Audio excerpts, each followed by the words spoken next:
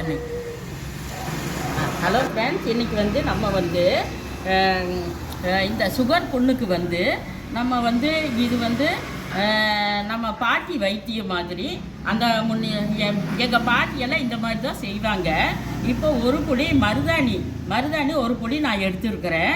இதே போல் இந்த வேப்பந்தழை ஒரு பொடி வேப்பந்தழை, இதை ரெண்டையும் கொஞ்சம் மஞ்சத்தூளும் சேர்த்து இதை ரெண்டையும் நல்லா அரைச்சி அந்த சுகர் புண்ணுக்கு காமிக்கிறேன். வாங்க பார்க்கலாம் வீடியோ.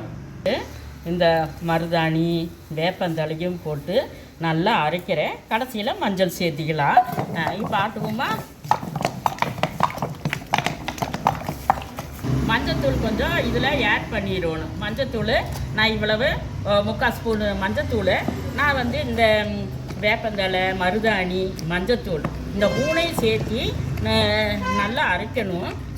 அரைச்சிட்டு இப்போ வந்து இந்த சுகர் புண்ணுக்கு வந்து இப்போ நான் வந்து போட போகிறேன். இது எடுத்துடலாம். நல்லா நெகுன்னு ஆட்டியாச்சு. இப்போ நம்ம எடுத்து சுகர் புண்ணு மேலே நம்ம தடவினோம்னா சூப்பராக ஒரு 3 நாள்லையே அந்த புண்ணெல்லாம் நம்ம காஞ்சிடு. வாங்க போகலாம். இப்போ காயம் இந்த பத்து போட்டாக்க உடனே நல்லாகு. இப்போ இந்த காயை வந்து நெருப்பு காய பட்டு ஒரு 2 நாள் ஆகுது. இது இந்த மாதிரி நம்ம வந்து 10 போடணும்.